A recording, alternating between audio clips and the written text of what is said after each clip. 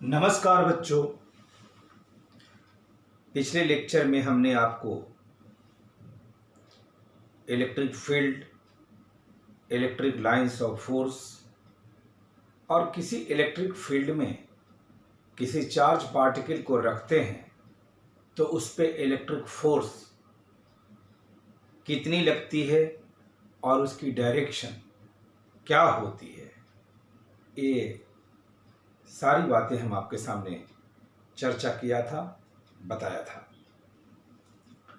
आज हम इसके साथ साथ वीडियो के अंत में, लेक्चर के अंत में हमने आपको एक सवाल भी दिया था। उस सवाल को पहले सॉल्व कर देते हैं, फिर हम आगे बताते हैं कैसे बढ़ना है। तो सवाल ये था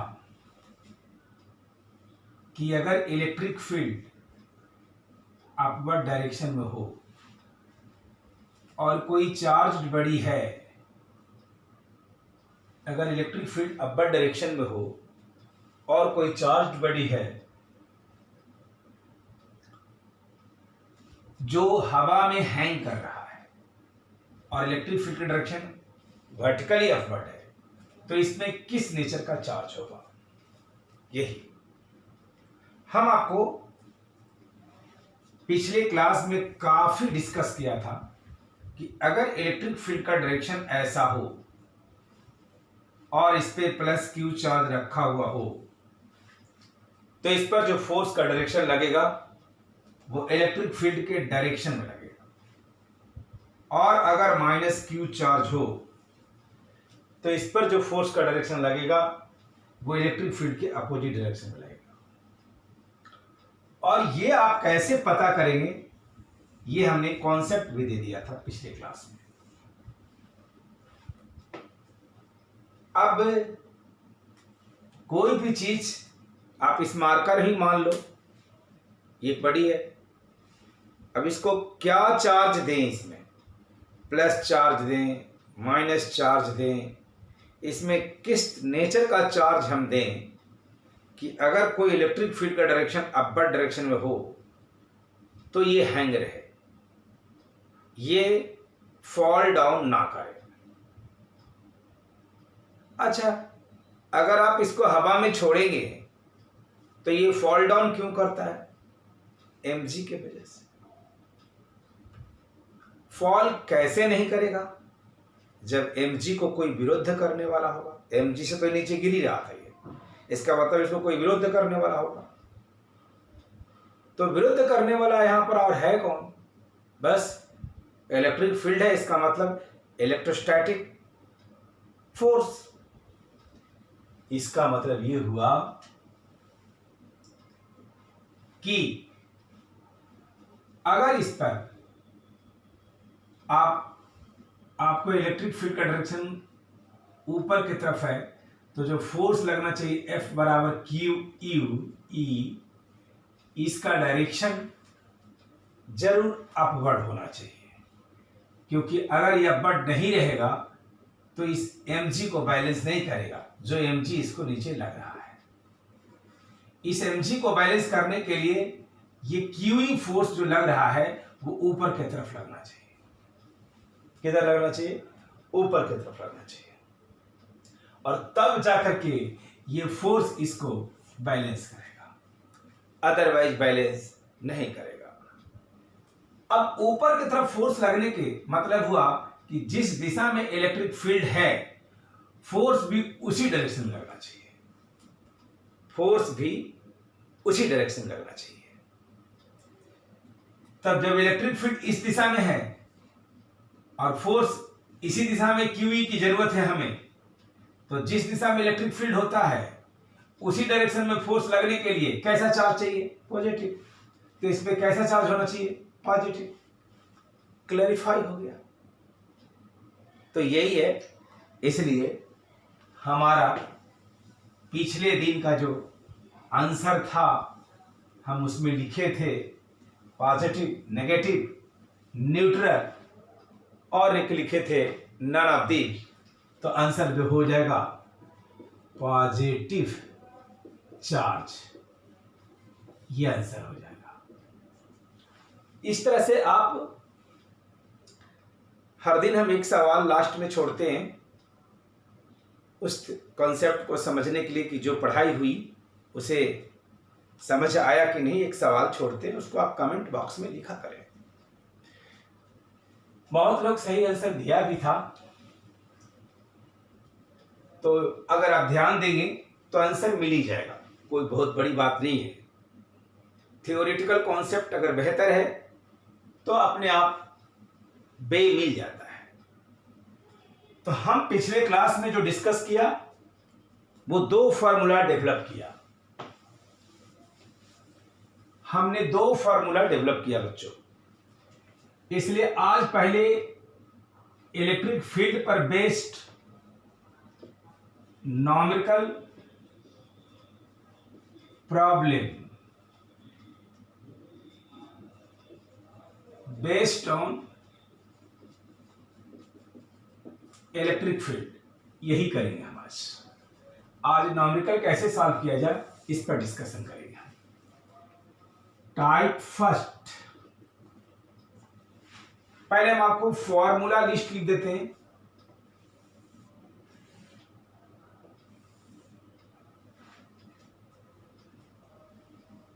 ये electric field E is equal to 9 into 10 to the power 9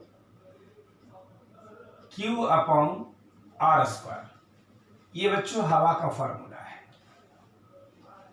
और मीडियम का 9 गुने 10 के पावर 9 बटा epsilon R Q upon R square, ये मीडियम का फॉर्मूला है। 2 फॉर्मूला हमने दिया आपको, और तीसरा फॉर्मूला पढ़े F is equal to QE, इतना ही फॉर्मूला इलेक्ट्रिक फील्ड में हमने सीखा है।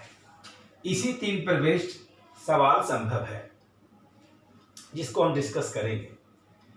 तो इसको हम टाइप फर्स्ट लिखते हैं।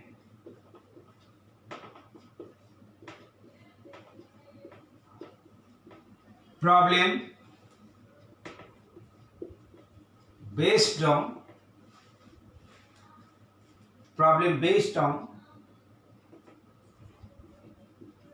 to find electric field due to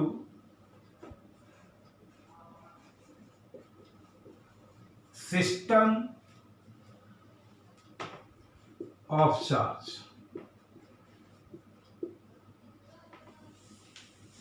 ये problem based on to find electric field due to system of charge.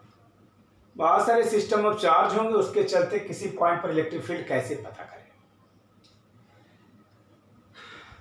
हम जो कूलम्ब्स लॉ का सवाल किया था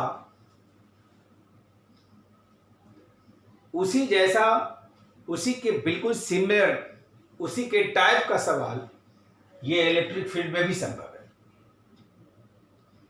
बस वहां पर कोई चार्ज रखते थे, जैसे ये सवाल करते थे कि भाई यहां चार्ज Q है, यहां Q है, यहां Q है, इस पर फोर्स निकालिए। इलेक्ट्रिक फील्ड में पूछेंगे इस टाइप में तो ये नहीं कहेंगे ये चार्ज हट जाएगा, कहेंगे यहां फील्ड निकालिए बस। क्योंकि इलेक्ट्रिक फील्ड में एक ही चार्ज की आवश्यकता है, दूसरा चार्ज तो 1 होता है। कूलम्ब्स लॉ में K Q1 Q2 upon R square होता है, जबकि इलेक्ट्रिक फील्ड में KQ बटा R स्क्वायर होता है। Q2 तो होता ही नहीं है इसमें, इसलिए Q2 की जगह पर 1 है, तो यहां पर कोई चार्ज रखा नहीं जाएगा, सिर्फ पॉइंट लोकेट किया जाएगा। इसलिए ये सवाल बिल्कुल वैसा ही होगा जैसा हम कूलम्ब्स लॉ में बताया। तो देखिए हम कुछ सवाल देखते हैं इस टाइप में।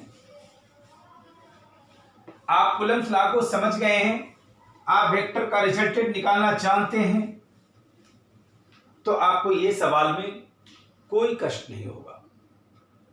इसलिए अगर वेक्टोरियल एडिशन ठीक से नहीं आता तो मेरे वेक्टर का जो लेक्चर है problem based on resultant of vector, आप उसे अच्छे से पढ़ लें, आप समझ जाएंगे और फिर ये सवाल बन जाएगा।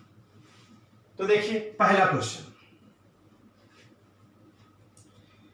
ये बच्चों एक यहां पर चार्ज रखा हुआ है और यहां भी चार्ज रखा हुआ है। यहां पर है 10 माइक्रोकूलम और यहां पर है 10 माइक्रोकूलम। इसका नाम रख दीजिए ए, इसका नाम रख दीजिए बी। और ये देखिए पॉइंट है मिड पॉइंट, यहां से ये दूरी 3 मीटर है और यहां से भी ये डिस्टेंस 3 मीटर है।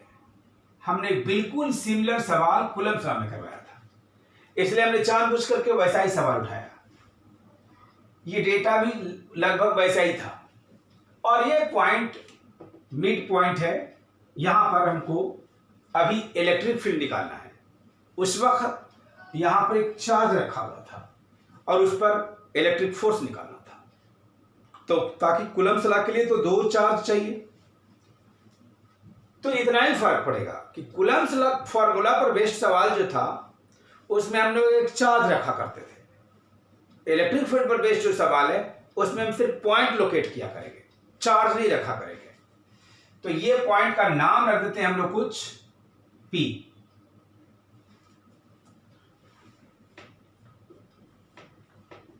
From the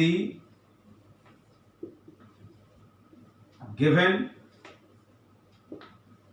figure find net electric field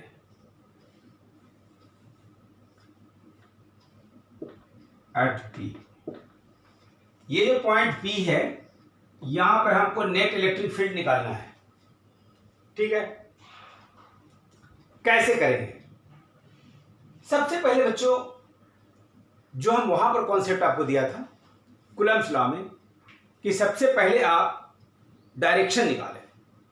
सबसे पहले क्या पता करना होगा? डायरेक्शन।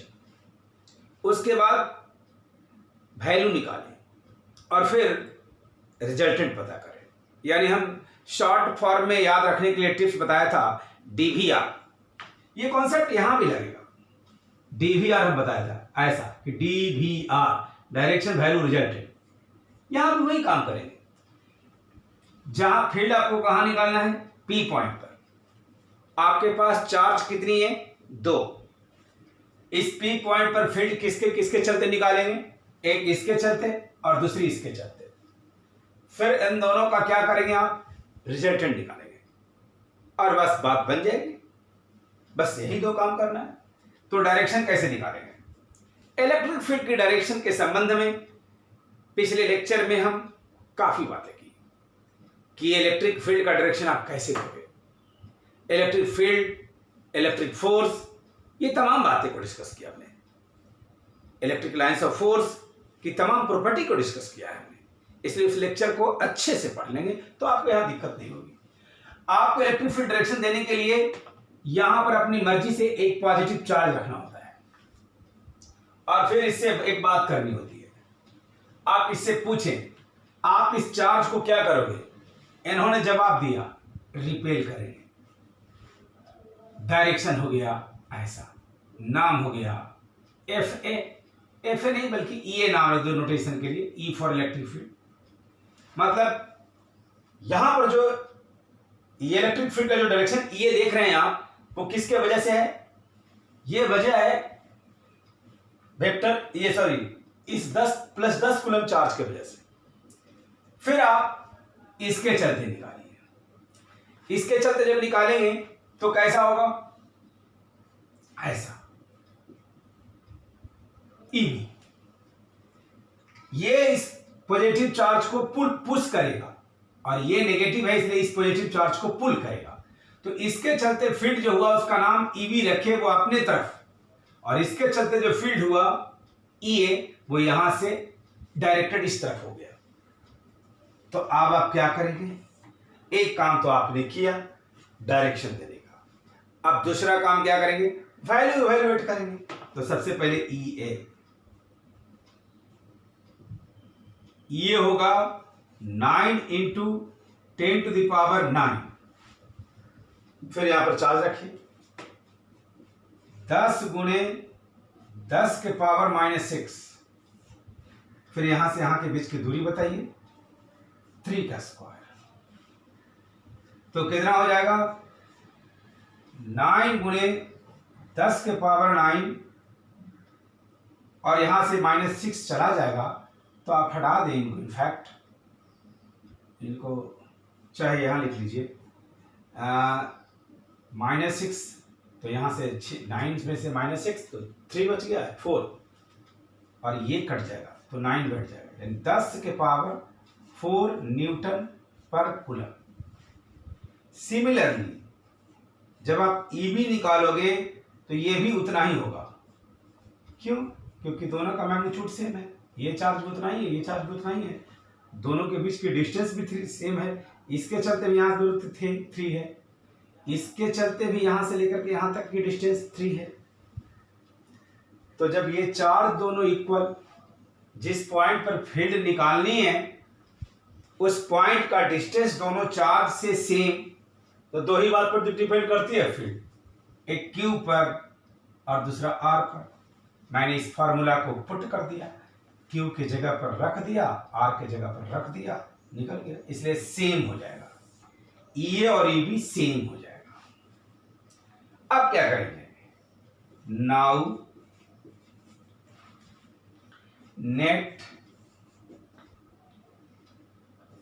रिजल्टेंट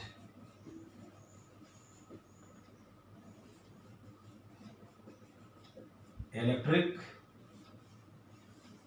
फील्ड ये plus E 10 to the power 4 Newton per coulomb, 10 to the power 4 Newton per coulomb, that is 2 into 10 to the power 4 Newton per coulomb, towards direction किधर होगा, towards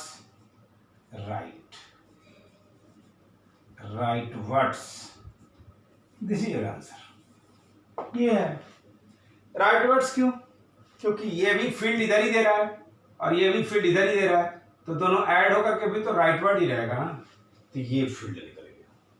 तो मतलब यही कॉन्सेप्ट हमने कूलम्ब्स लॉ में बताया था और इसी कॉन्सेप्ट का इस्तेमाल इलेक्ट्रिक फील्ड में भी हम कर रहे हैं।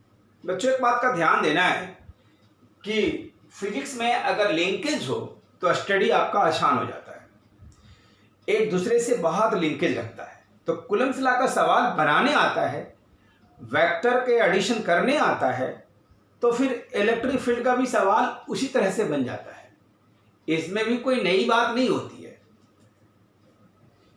तो फिर दूसरा सवाल देखते हैं, ये क्वेश्चन नंबर 1 था। दूसरा सेकंड क्वेश्चन,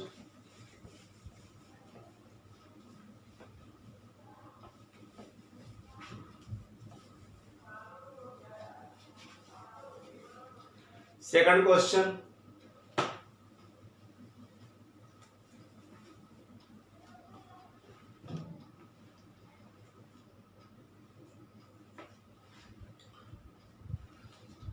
ये एक ट्रायंगल बनाइए, इक्विलैटरल ट्रायंगल, इसका वैल्यू है 10 माइक्रोकूलम और यहां भी वैल्यू है 10 माइक्रोकूलम और ये पॉइंट है ए, इसका नाम रख दीजिए बी और इसका नाम रख दीजिए सी। ये 3 मीटर है और ये भी 3 मीटर है और ये भी 3 मीटर है, इक्विलैटरल ट्रायंगल है। सवाल में कहा गया है from the given figure find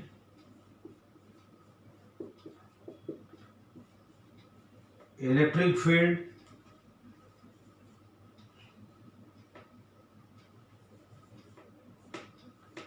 at C. कहाँ निकालना है, सी पे निकालना है। इस फिगर से आपको इस सी पॉइंट पर इलेक्ट्रिक फील्ड निकालना है। कैसे निकालेंगे, इसका सॉल्यूशन करके दिखाते हैं आपको।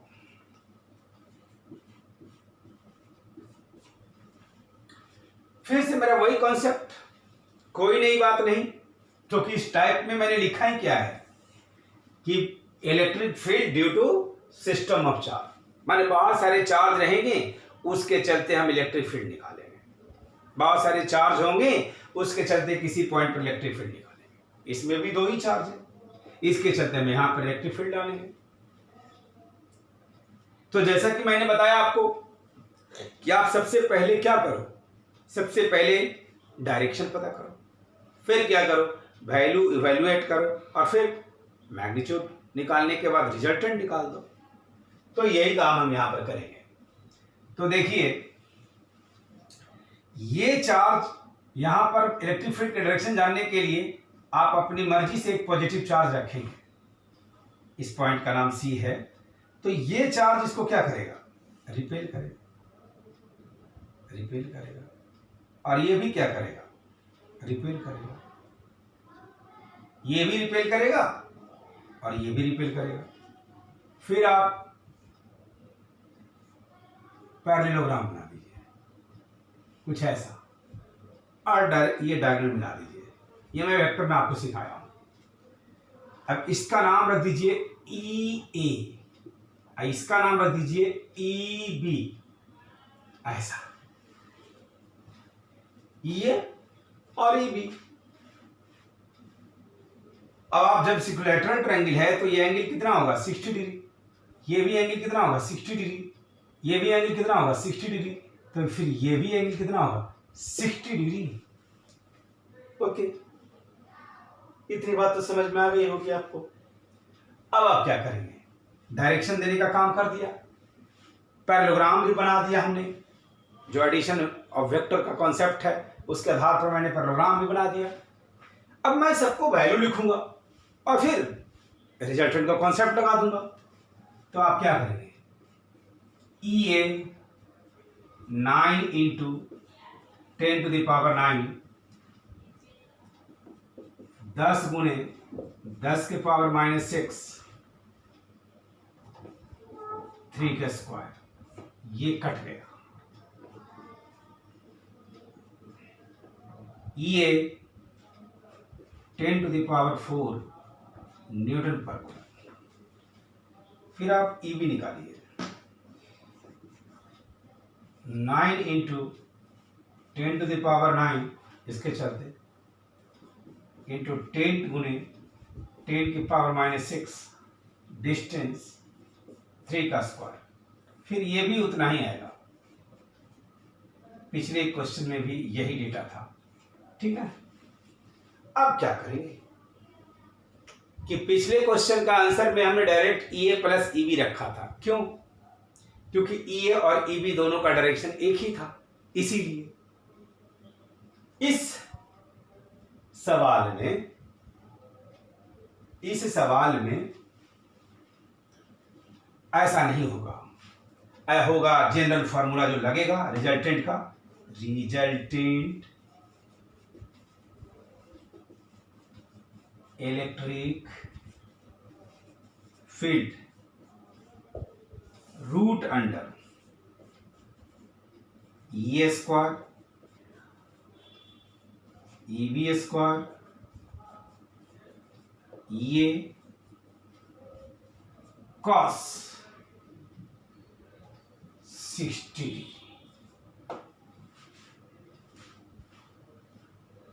This is equal to how much, E का वैल्यू आपको पता है, 10 के पावर 4 का स्क्वायर, 10 के पावर 4 का square,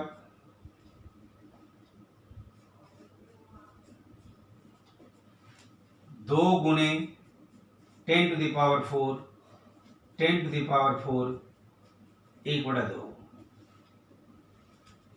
this is equal to 10 के पावर 4 का स्क्वायर, 10 के पावर 4 का स्क्वायर, ये भी 10 के पावर 4 का स्क्वायर हो गया। 10 के पावर 4 का स्क्वायर इंटू 3, सब कॉमन ले लेंगे तो 3 हो जाएगा। So this is equal to 10 के पावर 4√3 न्यूटन पर कूलम। ये तो बच्चों मैग्नीट्यूड हो गया। इसका डायरेक्शन कैसे लिखेंगे आप? डायरेक्शन इसको अल्फा मान लीजिए, ये है अल्फा मान लीजिए, तो आप अल्फा निकाल सकते हैं यहां से।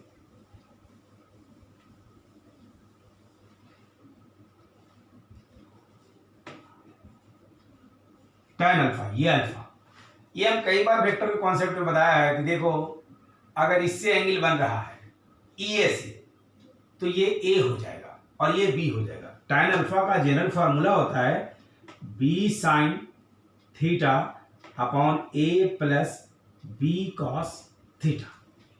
अब जिसके साथ ए अल्फा बनाता है, ये जो एफ है जिसको आप रिजल्टेंट कर रहे हो, ए और ई बी का रिजल्टेंट जो है वो ई है, सॉरी एफ नहीं ई लिख दीजिए, इलेक्ट्रिक फील्ड इसलिए ई है। तो वो जो रिजल्टेंट है वो ई ए के साथ अल्फा एंगल अगर बना रहा है तो ई ए हो गया ए और ई बी हो गया B.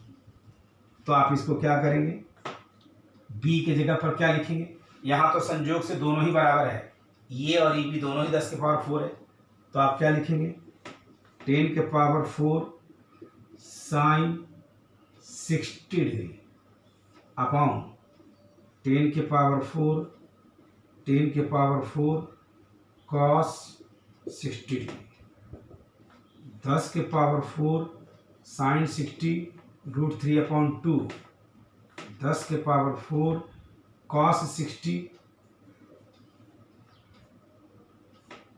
By 2। This is equal to 10 to the power 4√3/2 और ये 10 के पावर 4 कॉमन ले लीजिए 1 प्लस 1/2।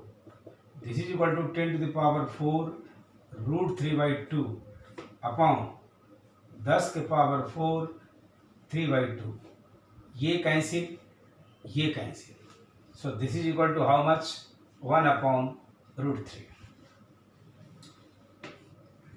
तो tan alpha is equal to 1/√3, therefore alpha is equal to 30 degree. यानी वेक्टर में भी मैं ये बात बताया हूं कि अगर ये दोनों बराबर हो तो रिजल्टेंट इसके बीच से जाता है। ये पूरा एंगल कितना है 60, उसका आधा कितना होगा 30, इसलिए अल्फा कितना निकल गया 30 निकल गया। बस होगी पूरी जवाब। ये आपको मैग्नीट्यूड बता दी, जोड़ करके कितना होगा वो, और वो जो लगेगा इलेक्ट्रिक फील्ड उसकी डायरेक्शन क्या होगी, तो वो 30 बनाते हो जाएगा। So this is complete solution of this problems. यही तरीका है। नेक्स्ट क्वेश्चन,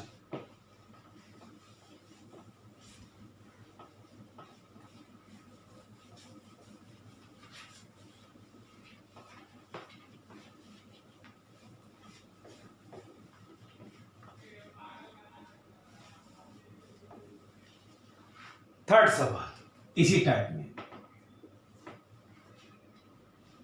तीसरा सवाल यह है कि फिर से एक ट्रायंगल बना दीजिए ऐसे,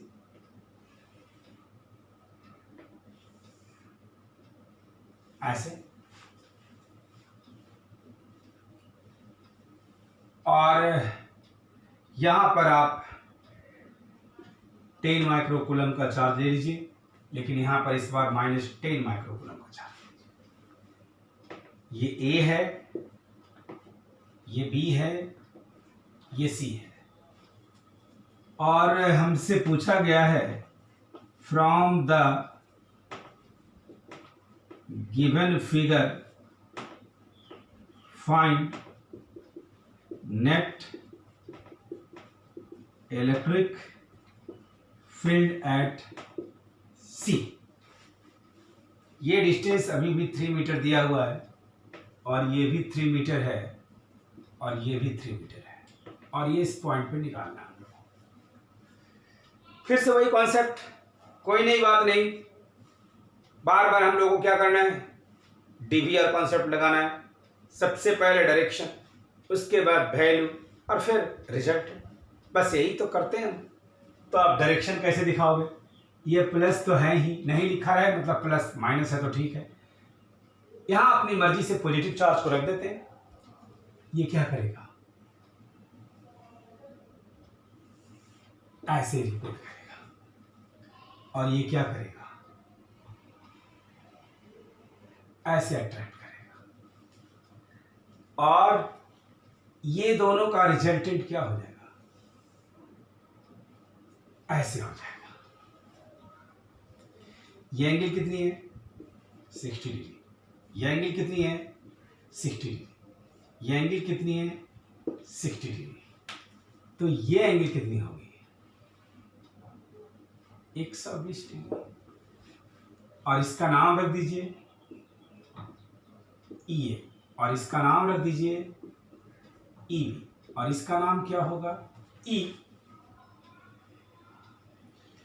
तो पहले आप डायरेक्शन निकालने का काम कर लिया, पैरेललोग्राम बना लीजिए ऐसे ऐसे, और इसी ई को आपको निकालना है, यहां से इसको अल्फा एंगल मान लीजिए। तो पहले तो आपको ई का मैग्नीट्यूड निकालना होगा, और फिर ई का वैल्यू, अल्फा का वैल्यू निकालना होगा, क्योंकि किसी भी वेक्टर क्वांटिटी के बारे में जब हम इंफॉर्मेशन देते हैं तो हमें दो इंफॉर्मेशन देनी होती है, पहली मैग्नीट्यूड और दूसरी डायरेक्शन, तभी सवाल बनता है। तो हम मैग्नीट्यूड निकालते हैं, सॉल्यूशन कर रहे हैं। ई ए, फिर से इसके चलते 9 इंटू 10 टू द पावर 9, 10 गुणे 10 के पावर -6, 3 का स्क्वायर, ये cancel, this is equal to 10 to the power 4 newton per coulomb. Similarly बिल्कुल इसी तरीके से E B is equal to 9 into 10 to the power 9, 10 गुणे 10 के पावर -6, 3 का स्क्वायर कैंसिल, फिर से 10 के power 4 newton per coulomb. now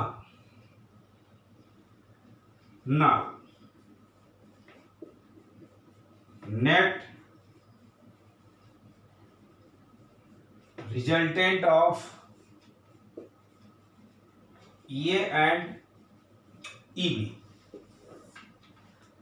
क्या करेंगे, E is equal to A square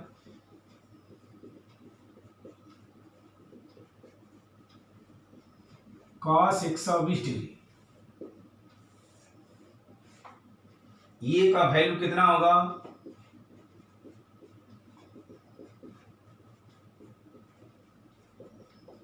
ten to the power 4 cos 120 का वैल्यू -12, ये कट जाएगा 2 से, इसका स्क्वायर और ये स्क्वायर कैंसिल हो जाएगा, तो सिर्फ बच गया 10 के पावर 4 का होल स्क्वायर।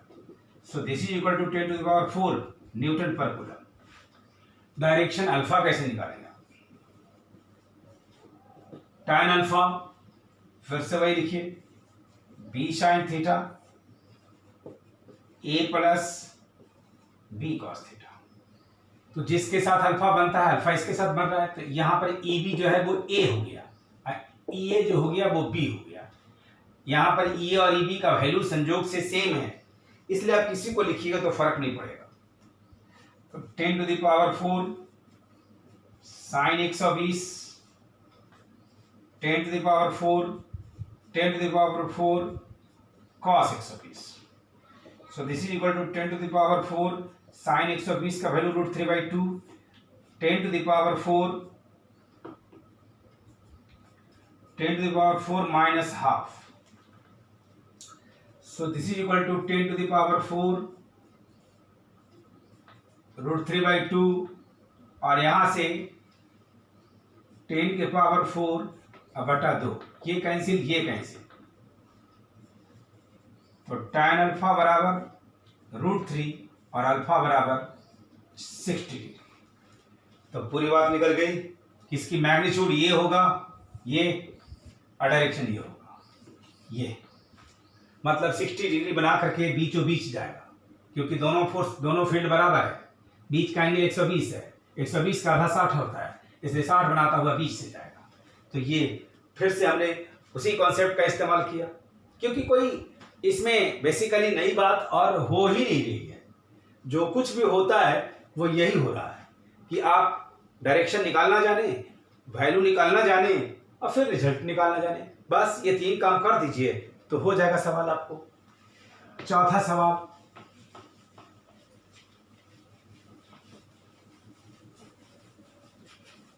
Question number 4। फिर से एक इक्विलेटरल ट्रायंगल लीजिए और यहां पर प्लस क्यू चार्ज रखिए और यहां भी प्लस क्यू चार्ज रखिए और यहां भी प्लस क्यू चार्ज रखिए और यहां पर कैपिटल क्यू चार्ज रखिए। ये साइड ए है, ये साइड ए है, ये साइड ए है। और हमको कहेगा यहां पर प्लस क्यू चार्ज नहीं है, सॉरी गलत, कूलम्ब्स लॉ का हो जाता सवाल। इलेक्ट्रिक फील्ड का हम लोग को बताना है, सिर्फ इसका नाम रख दीजिए P from the given figure find net electric field eight P। तो बच्चों ये कूलम्ब्स लॉ में भी हम करवाया, उस समय भी हम कॉन्सेप्ट दिया था, और हमारे वेक्टर के लेक्चर को आप देख लीजिएगा, उसमें भी हम दिया है कि अगर 3 गो फोर्स हो, ऐसे ऐसे और ऐसे, ये अगर F हो, ये भी F हो, ये भी F हो, मतलब तीनों बराबर हो, और 120 हो और ये 120 हो और ये 120 हो, तो इसका रिजल्टेंट 0 होता है। इसलिए इस पर यहाँ पर कैपिटल क्यू चार्ज रखा हुआ था, तो कूलम्ब्स लॉ में इस पर नेट फोर्स पूछा गया था, तो वहां भी बोले थे नेट फोर्स इज 0, और यहां भी नेट इलेक्ट्रिक फील्ड 0 होगा। क्यों? इसके चलते इलेक्ट्रिक फील्ड ऐसा हो गया, इसके चलते इलेक्ट्रिक फील्ड ऐसा हो गया, और इसके चलते इलेक्ट्रिक फील्ड ऐसा हो गया। इसका नाम रख दीजिए कुछ A, इसका नाम रख दीजिए B, इसका नाम C। ये हो गया EB, ये हो गया EC, और ये हो गया EA। तो आप देख लीजिए 120 डिग्री एंगल, 120 डिग्री एंगल और 120 डिग्री, यही चीज है। यानी अब फोर्स तीनों बराबर होगा, EA EB EC बराबर होगा। क्यों? 4 तीनों बराबर है, डिस्टेंस ये तीनों का बराबर है, इसलिए फोर्स तीनों में बराबर होगा। इसलिए हम कहेंगे EA is equal to EB is equal to EC। Hence net electric field at P is 0। ये बच्चों, तो ये भी एक सवाल हो गया। अगर इसलिए अगर ये स्क्वायर बना दीजिए, सवाल संख्या 5, अगर ये का स्क्वायर बना दीजिए,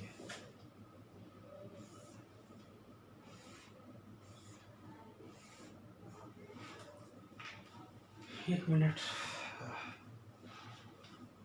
एक अगला सवाल देखिए। इसमें हम 3 चार्ज लिए थे इक्विलैटरल ट्रायंगल के साइड कॉर्नर्स पे, और अभी हम एक स्क्वायर लिया है, इसके भी कॉर्नर्स पे इक्वल मैग्नीट्यूड और नेचर का चार्ज रखा हुआ है, और इसके सेंटर पर नेट इलेक्ट्रिक फील्ड पूछा गया है। फिर से वही काम करें,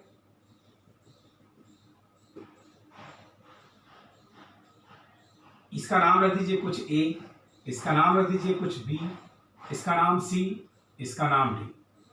इसके चलते यहां पर पॉजिटिव चार्ज रखिए, इलेक्ट्रिक फील्ड किधर होगा? EA। इसके चलते EC, सॉरी ये जो है EC किधर लगाएगा? इधर। ये क्या करेगा? ED, और ये EB। फिर आपको ये पता हो रहा होगा EA is equal to EB is equal to EC is equal to E D. अब चूंकि ई बी क्या हो जाएगा, जब दोनों बराबर, सब चारों के चारों बराबर है, बराबर होने का वजह क्या है, इक्वल होने का बस वजह है कि चारों चार्ज इक्वल नेचर का है, इक्वल मैग्नीट्यूड का है, इसलिए सभी फील्ड का मैग्नीट्यूड भी बराबर हो जाएगा। तो ई बी जो है वो ई डी को कैंसिल कर देगा, अपोजिट डायरेक्शन है, और ई ए ई सी को कैंसिल कर देगा।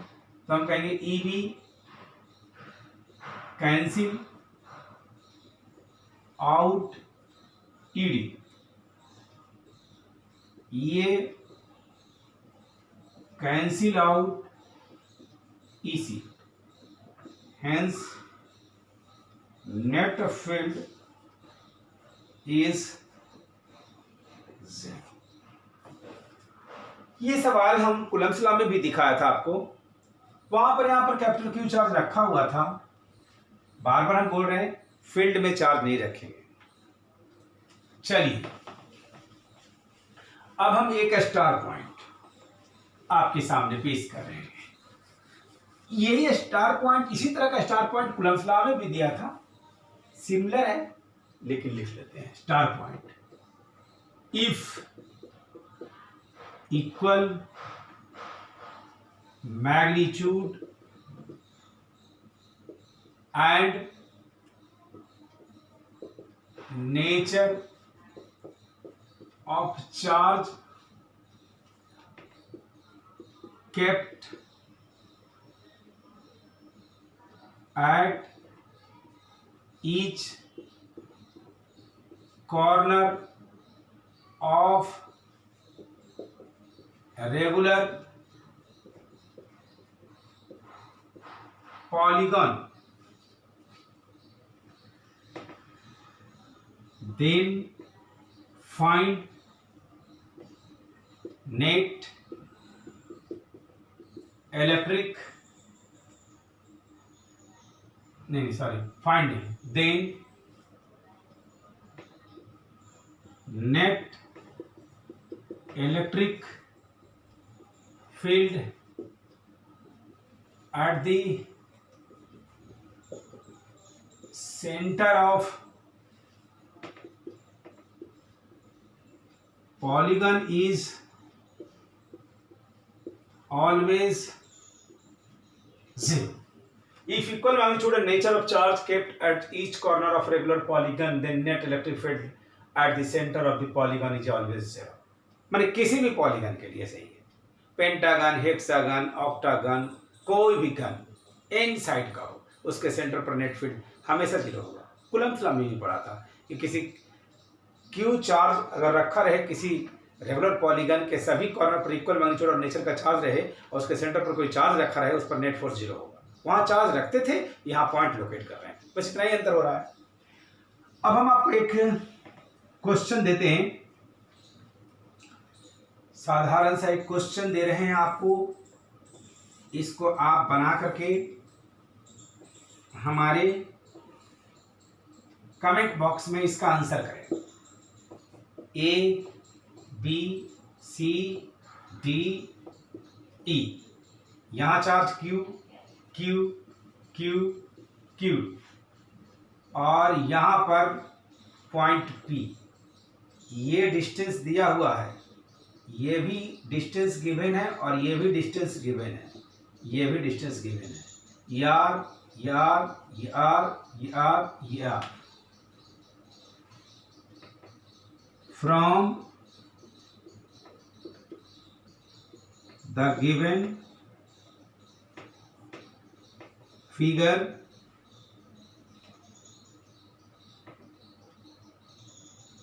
the net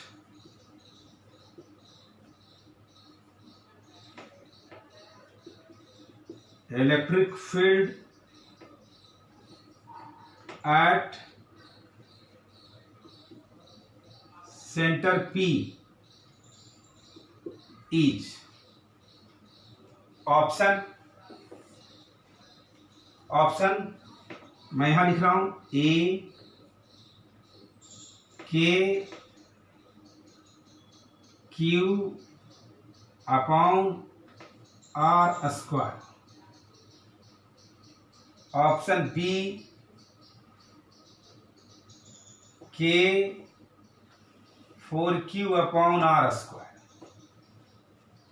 option C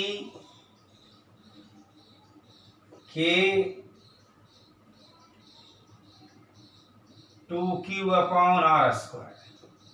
and option D none.